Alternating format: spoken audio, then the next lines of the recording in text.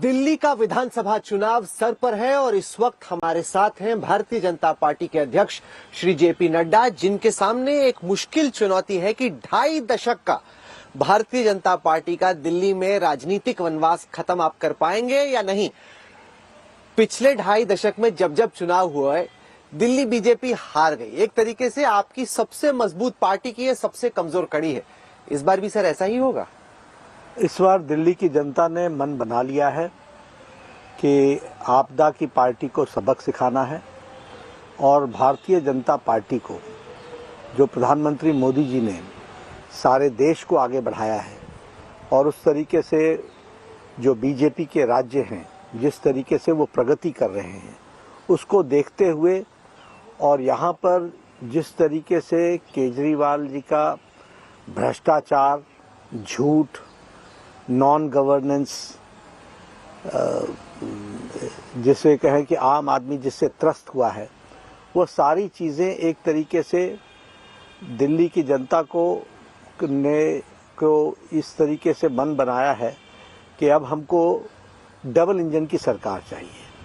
और double engine की सरकार यहाँ आवश्यक इसलिए है क्योंकि ये देश की राजधानी भी है और जो 10 साल का समय केजरीवाल को मिला, उसके बारे में तो मैं सिर्फ इतना ही कहूँगा कि वो एक तो केजरीवाल खुद अपने आप में झूठ का इंसाइक्लोपीडिया है और अब दिल्ली की जनता समझ चुकी है, ही स्टैंड्स एक्सपोज्ड। उसी तरीके से इनोवेशन में, भ्रष्टाचार का इनोवेशन में भी आपदा ने मात कर दिया है। कोई उसके बराबर का नहीं है। शराब का घोटाला अगर आप उठा करके देखेंगे तो आपके ध्यान में आएगा कि किस तरीके से उसने भ्रष्टाचार को इजाद किया। और आपदा की झूठ और भ्रष्टाचार उनकी संपदा है, ये दिल्ली की जनता अब जान गई है। और भारतीय जनता पार्टी मोदी जी के नेतृत्व में जो बड़े बड़े प्रोजेक्ट्स, इंफ्रास्ट्रक्चर पर जो काम हुआ है, वह भी दिल्ली की जनता को दिखता है। पर सर, दिक्कत कहीं ना कहीं लगता है कि दिल्ली बीजेपी के डीएनए में ही है, क्योंकि जब शीला दीक्षित जी की सरकार के खिलाफ भी एंटी इनकम्बेंसी बन गई, तब लोगों ने बीजेपी को मौका नहीं दिया, एक नई पार्टी को लेके आ गए। तो आपने उसको कैसे एड्रेस किया कि आपकी जो लोकल इकाई है, उसके जो चैलेंजेस है, इन फाइटिंग है, जिसमें कभी दिल्ली के वोटर का विश्वास नहीं बना, इसी वजह से पिछली बार भी जब चांस था, चांस आपको मिल गया और दिल्ली बीजेपी रह गई। देखिए, मैं इसमें जरूर ये कहना चाहूंगा कि भारतीय जनता पार्टी का भी ग्रोथ और करेक्शन, इंटरनल करेक्शन, ये एक रेगुलर मैकेनिज्म है और इस पर बहुत काम हुआ है। आज भारतीय जनता पार्टी जो 5 साल पहले दिल्ली में थी, वो आज कैसे, वो बताइए कैसे, क्या करेक्शन किया? नीचे के क्षेत्र में अगर हम जाए, नीचे बूथ लेवल पर जाए, तो वोट ट्रांसफर कराने की कैपेसिटी, कार्यकर्ताओं की ट्रेनिंग, झुग्गी झोपड़ियों में हमारा इनरोड्स होना, उसमें हमारा काम को स्टैब्लिश होना और कुल मिलाकर के पार्टी का अपनी ताकत बढ़ना और नीचे तक चीज़ों को ट्रांसलेट करने की ताकत को बढ़ाना। आज आप देख रहे होंगे कि भारतीय जनता पार्टी एक उभरते हुए यहाँ पर सरकार बनाने की स्थिति में आई है और सरकार बनाने का मन लोगों ने बना लिया है। ये कैसे हुआ है? इसमें प्रधानमंत्री मोदी जी का कर्तृत्व है, नेतृत्व है। उस नेतृत्व के साथ साथ उसको नीचे ट्रांसलेट करने की ताकत भारतीय जनता पार्टी मैनीफोल्ड बढ़ी। क्योंकि वोटर्स को कई बार लगता है कि दिल्ली बीजेपी के नेता बड़े संपन्न लोग हैं, मतलब बहुत ही खाए पी आराम से, इनमें वो भूख नहीं जो आपकी भूख बंगाल में जैसे दिखती है या महाराष्ट्र में या बाकी इकाइयों में। आपके दिल्ली के वोटर्स में वो भूख नहीं दिखती और इसी वजह से वोटर्स से वो कनेक्ट नहीं बनता। नहीं, दिल्ली के वोटर्स में चेंज की भूख दिखती है और भारतीय जनता पार्टी के कार्यकर्ताओं में सरकार बनाने की कमिटमेंट, विल पावर, वो दिखता है, वो है। सर, अरविंद केजरीवाल पूछ रहे हैं कि भाई घोड़ा घूम रहा है, घोड़े पे कोई दूल्हा नहीं बैठा। लगातार वो पूछ रहे हैं कि बीजेपी का दूल्हा कौन है, बता दो वोटर्स को। ऐसा है कि हर चुनाव में हर पॉलिटिकल पार्टी अपने फेवर के लिए कोई ना कोई आर्गुमेंट लेकर के आती है। कई बार लोग नेतृत्व का विषय उठाते हैं, लेकिन भारतीय जनता पार्टी ने हमेशा, आपने देखा होगा, हर स्टेट के लिए अलग अलग स्ट्रैटेजी होती है। हमारे राजस्थान में भी घोड़े पर दूल्हा नहीं था, हमारा मध्य प्रदेश में भी घोड़े पर दूल्हा नहीं नहीं, था। वहां था दूल्हा, आपने उसको उतार दिया। नहीं, ऐसा नहीं। वो जानते थे कि उनको कोई नई जिम्मेवारी उनको मिलने वाली है। उसी तरीके से हमारे छत्तीसगढ़ में हमारा कोई दूल्हा नहीं था। तो ये परिस्थिति की बात होती है और वो स्ट्रेटेजी का विषय होता है। दूल्हा न होना का मतलब ये नहीं होता। हमारा ये चुनाव प्रधानमंत्री मोदी जी के नेतृत्व में लड़ा जा रहा है और मोदी जी के साथ तारतम्य रखने वाली पॉलिटिकल पार्टी को लोग विजय बनाए, भारतीय जनता पार्टी को विजय बनाए, ये दिल्ली की जनता ने भी इस एंगल को सोच रखा है। इसलिए हमें पूरा विश्वास है कि भारतीय जनता पार्टी को लोग वोट। ये बीआर कैंप में मैं परवेश वर्मा जी के साथ गया था, उनके इर्द गिर्द सारे समर्थक नारे लगा रहे थे कि दिल्ली के अगले चीफ मिनिस्टर यही होंगे। कुछ इंडिकेशन दिया है आपने अगर कि केजरीवाल को हरा दिया तो सीएम बना देंगे? नहीं, ऐसा नहीं है। हर एक कोई अपने अपने तरीके से प्रचार में जोश होता है, अति जोश होता है। ये कैंपेन के मोड्स हैं तो उसमें जरूर किसी ने नारा लगाया होगा, लेकिन भारतीय जनता पार्टी दिल्ली का चुनाव प्रधानमंत्री मोदी जी के द्वारा जो उन्होंने काम किया है वो दिखता है। जैसे मैं यहाँ बात करूं तो दिल्ली में भी चाहे ईस्टर्न पेरिफेरल रोड हो, वेस्टर्न पेरिफेरल रोड हो, मेट्रो स्टेशंस हो, इंफ्रास्ट्रक्चर हो, इंटीग्रेटेड कॉरिडोर हो, ये सारे काम, भारत मंडपम हो, यशो भूमि हो, ये सब दिल्ली में भारत सरकार ने किए हैं। और इसी का यही रूप अब किसी कॉलोनी की सड़क अच्छी हो, गंदगी ना हो, ट्रांसपोर्ट की फैसिलिटीज अच्छी हों, ये लोग अब चाहते हैं। और वो ट्रांसलेट करने के लिए मैं राहुल जी आपसे जरूर कहना चाहूंगा कि दिल्ली के वोटर में ये एक बहुत बड़ा मुद्दा बना है कि हमको ऐसी सरकार चाहिए जो केंद्र सरकार के साथ तारतम्य रख करके आगे बढ़े।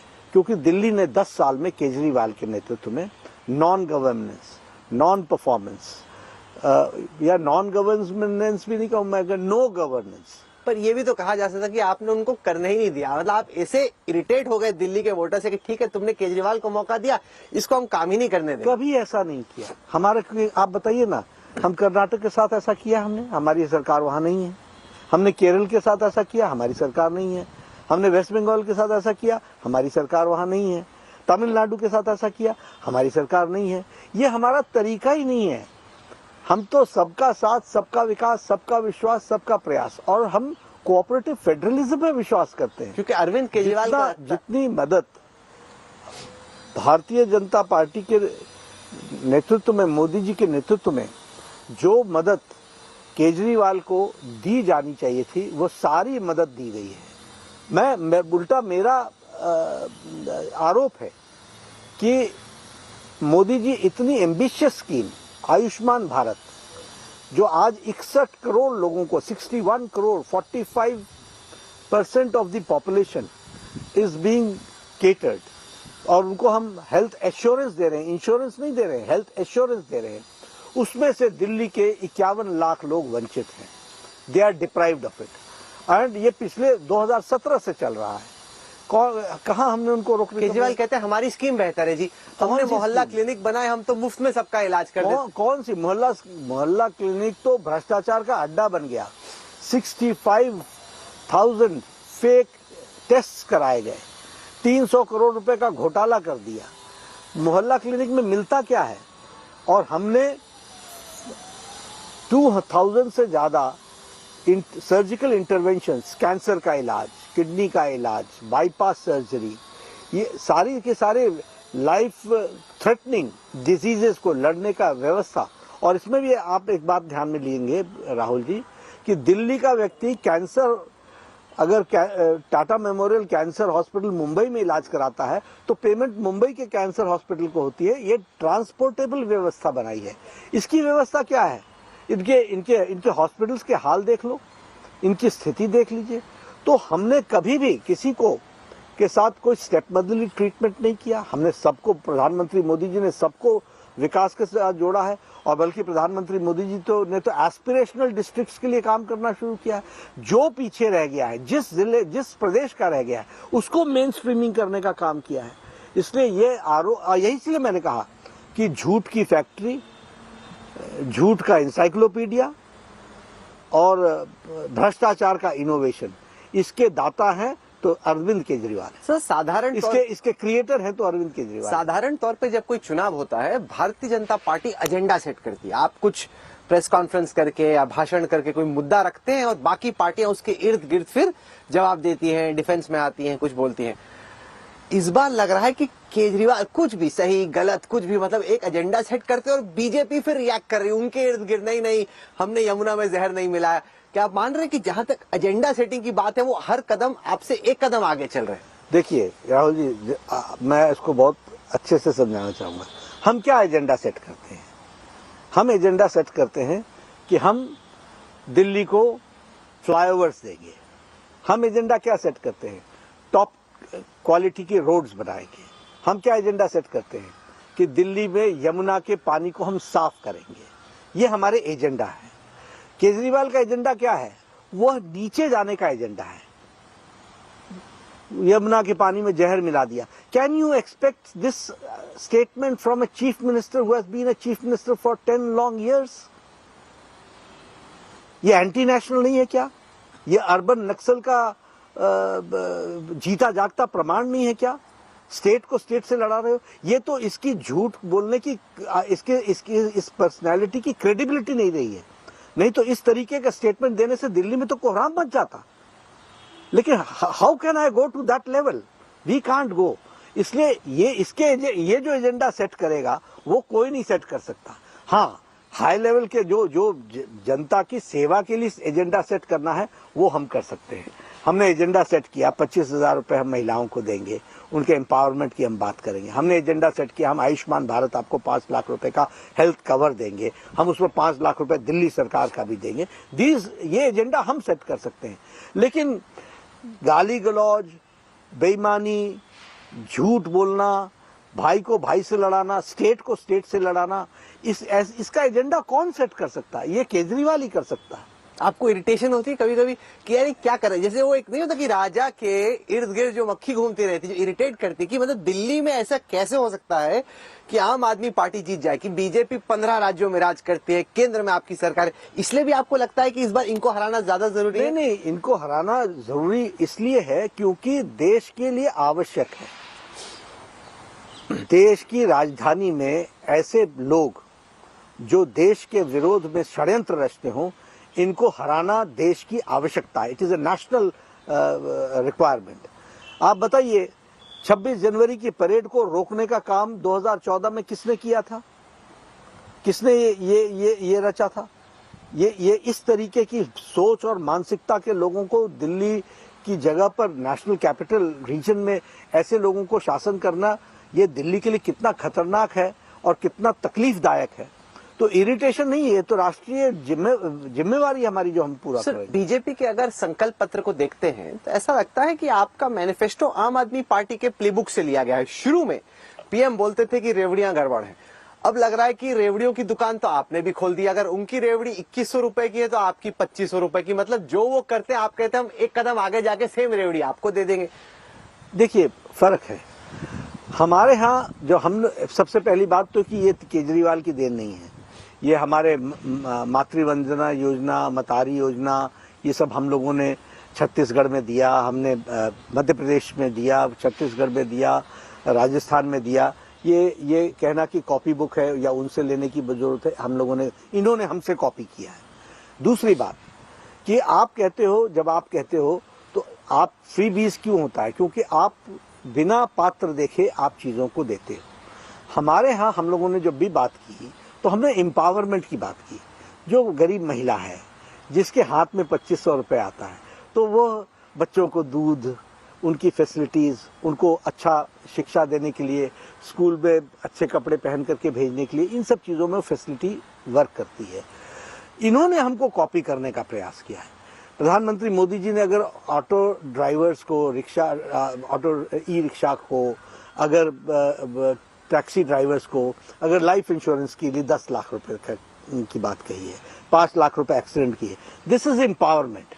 ये उसको ताकत दे रहा है क्योंकि वो दिन रात सड़कों पर रहते हैं, एक्सीडेंट प्रोन होते हैं, तकलीफ जिंदगी में आ सकती है, उनको कोई सिक्योरिटी मिलनी चाहिए। तो हम जब भी कोई काम करते हैं तो वो एम्पावरमेंट के लिए करते हैं और वो एम्पावरमेंट। चेंज तो हुआ है। पहले आप रेवड़ियों के खिलाफ बोलते थे, अब रेवड़ी का नाम ही लेना बंद कर दिया। नहीं, ऐसा नहीं है। हम लोगों ने कभी कोई चेंज नहीं किया। हम एम्पावरमेंट की बात करते हैं और हम एम्पावरमेंट ही करते हैं। आज देखिए, आयुष्मान भारत जिन स्टेट्स ने अच्छी तरीके से लागू किया है, वहां माइक्रो फाइनेंसिंग में लोगों ने बैंक का पैसा वापस करना शुरू कर दिया है। वहां की क्वालिटी ऑफ लाइफ बढ़ गई है। आज दिल्ली में आप लागू करके देखिए, जैसे लागू होगी, हमारी सरकार बनेगी, लिफ्ट मैन,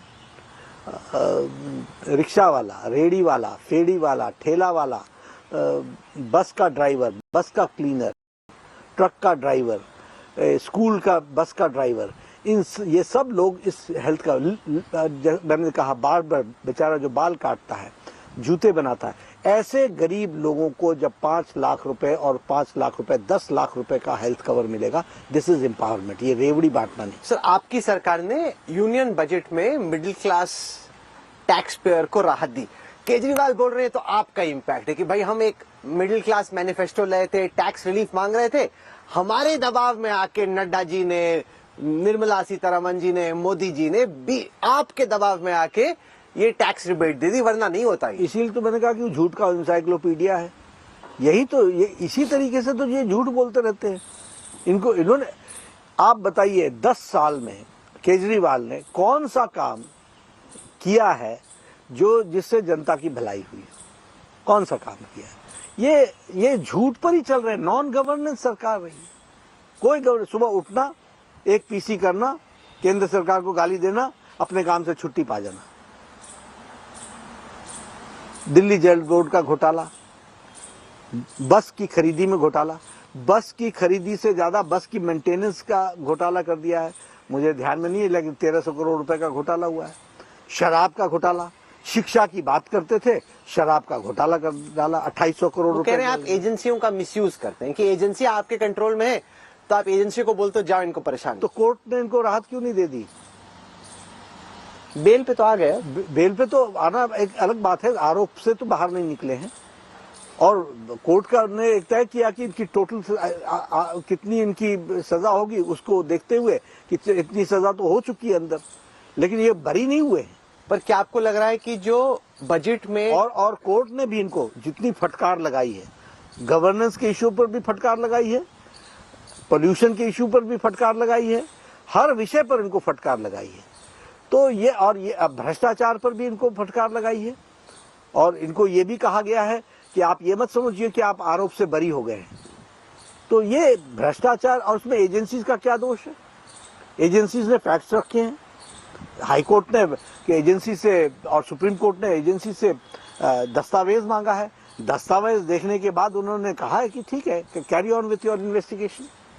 वो तो चीफ इकोनॉमिक एडवाइजर ने भी इकोनॉमिक सर्वे में कहा, get out of the way, कि एजेंसियों का जो मिसयूज है, वो कह रहे हैं कि ट्रस्ट की एक फीलिंग क्रिएट करने की जरूरत है। कहीं ना कहीं आपके मुख्य आर्थिक सलाहकार सरकार को, आपको बहुत बड़ा एक मैसेज दे रहे हैं कि get out of the way और ट्रस्ट क्रिएट कीजिए, एजेंसियों को अपना काम करना चाहिए, रेगुलेटर्स को ओवर रेगुलेट नहीं कर। सरकार सुन रही है इस मैसेज को? सभी लोगों को सुनते रहते हैं, ऐसा थोड़ा है। हमारी सर्वस्पर्शी सरकार है, लेकिन सरकार गवर्नेंस के मॉडल पर कॉम्प्रोमाइज नहीं करती है। दूध का दूध, पानी का पानी हम करेंगे। Non tolerance towards corruption, zero tolerance towards corruption, ये हम रखेंगे। कोई भी कितना भी बड़ा व्यक्ति हो, he has to face it. क्या आपको उम्मीद है कि अगर ये आईपीएल का मैच हो बीजेपी और आपके बीच में, कि निर्मला सीतारमन जी ने बजट में एक ऐसा छक्का मारा जो आपको जिता देगा दिल्ली का आईपीएल फाइनल?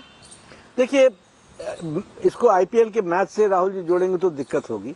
मैं इसको इस तरीके से जोड़ रहा हूं कि दिल्ली की जनता को सही मायने में राहत कौन दे सकता है, दिल्ली की जनता को सही मायने में गवर्नेंस कौन दे सकता है, दिल्ली की जनता को कूड़ेदान से छुटकारा कौन दिला सकता है, दिल्ली की जनता को गंदे नाली बहते पानी को से छुटकारा कौन दिला सकता है, दिल्ली की जनता को साफ पानी मुहैया कौन करा सकता है, दिल्ली की जनता को यमुना में लोग डुबकी लगा सकें, छठ पर्व मना सकें, ये कौन कर सकता है? ये भारतीय जनता पार्टी कर सकती है। जो लोग आपको इस वक्त और उसमें निर्मला जी ने जो बजट रखा है, अब इसमें भी आप देखिए, ये 5 तारीख का चुनाव हमने नहीं रखा, ये संविधान से गवर्न होता है।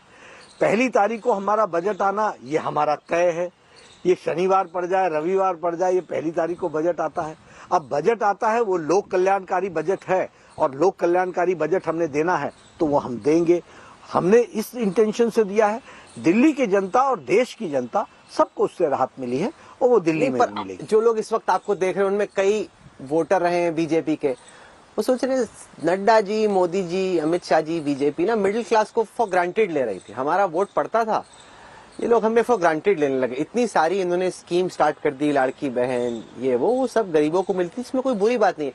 लेकिन उनको लगा कि इतना जीएसटी हो गया है, हर चीज पे टैक्स लग गया है कि बीजेपी हमें फॉर ग्रांटेड ले रही। क्या कहीं ना कहीं इस फैसले से आप उनके गुस्से को या उनकी नाराजगी को भी ठंडा करने की कोशिश कर? गुस्सा नहीं, उनको खुशी है। नहीं, पहले थी नहीं, वो कि उन्हें ग्रांटेड लिया जा रहा है। उन्हें वो जानते थे कि मोदी जी हमारी चिंता करेंगे।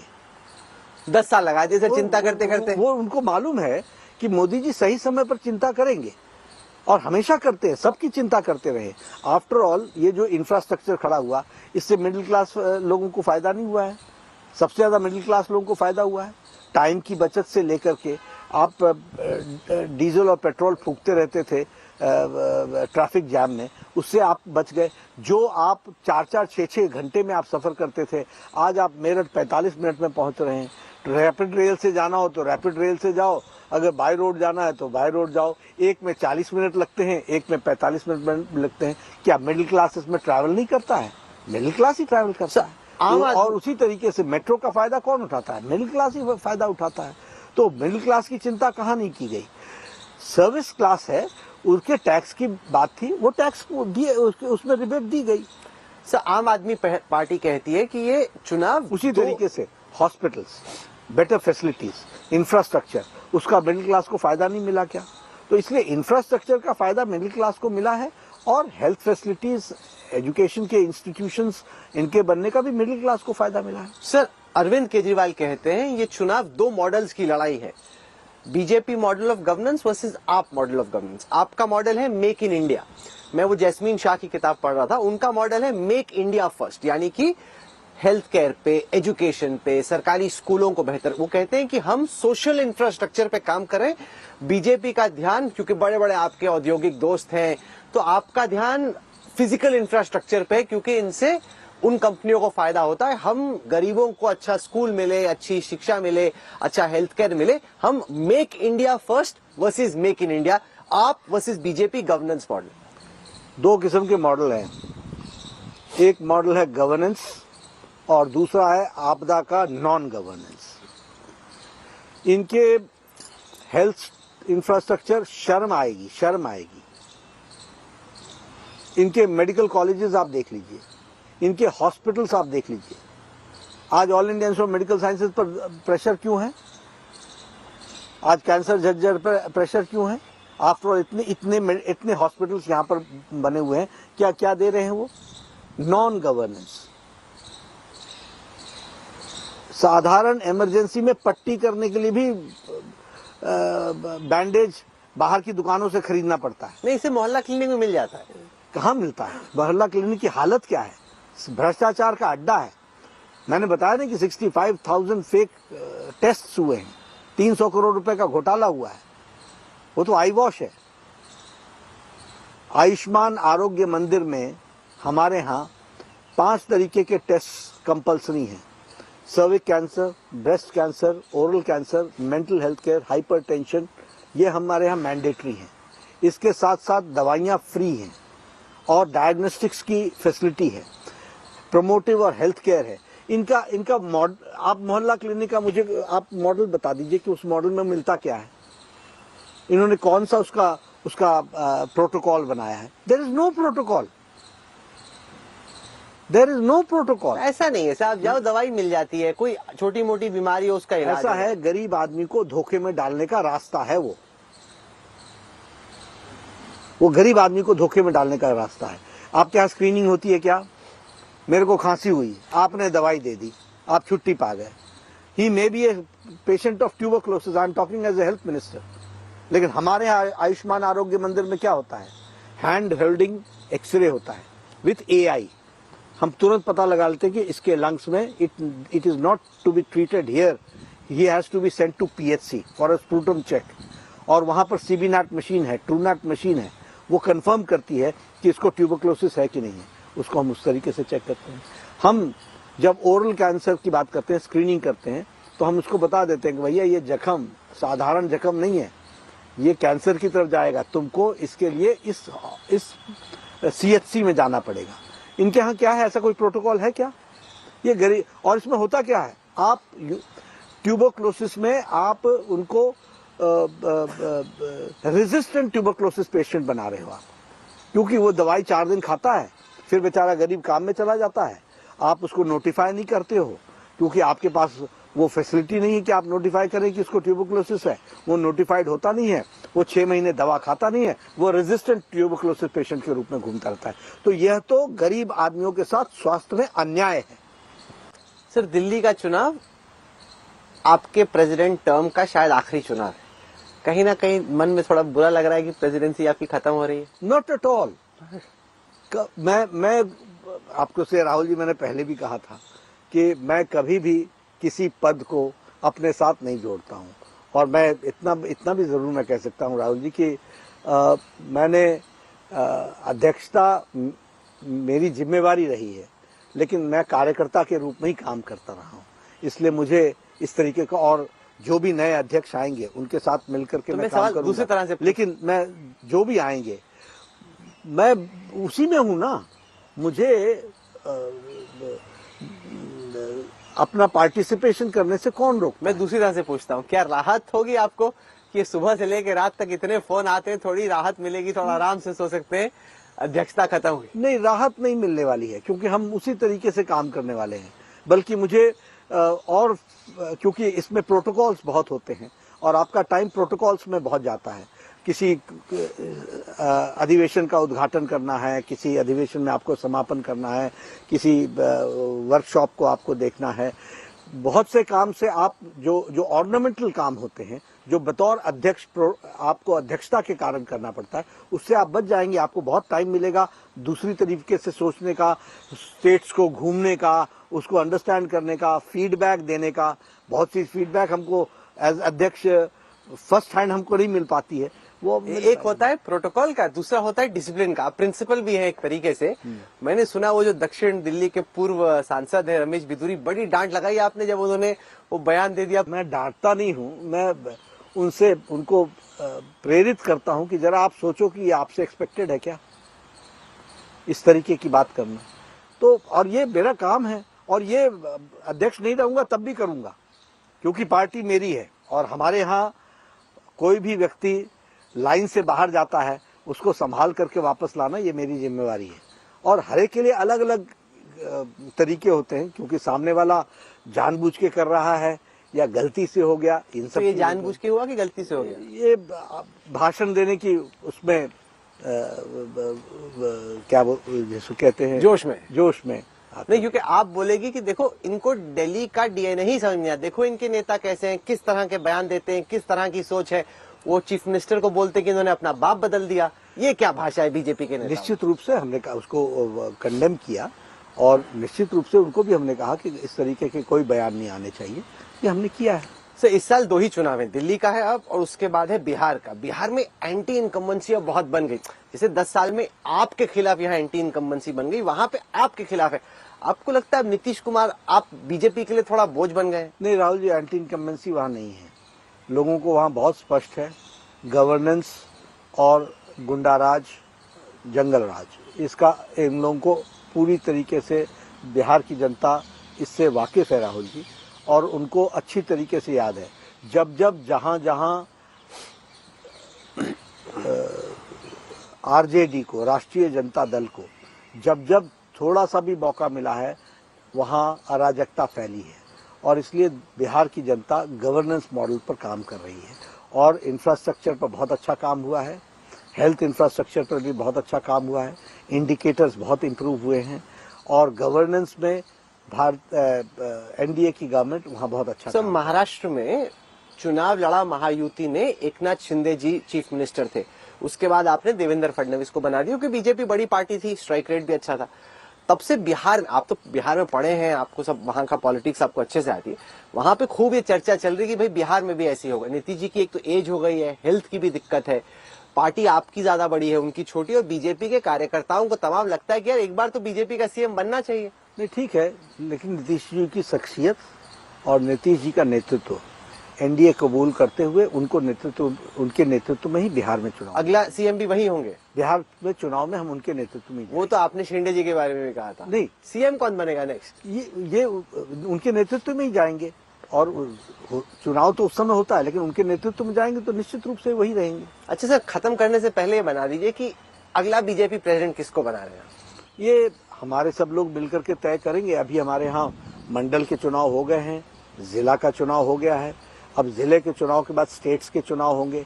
स्टेट्स के चुनाव के अंतिम कड़ी तक आते आते हमारे यहाँ भी चर्चा चलेगी, और हमारे यहाँ तो कुछ आइडेंटिफाई, कुछ शॉर्टलिस्ट है ऐसी? नहीं, अभी ऐसा कुछ नहीं। आपकी जेब में होगी एक शॉर्टलिस्ट, 4-5 नाम की, इनमें से नहीं, बता दीजिए सर।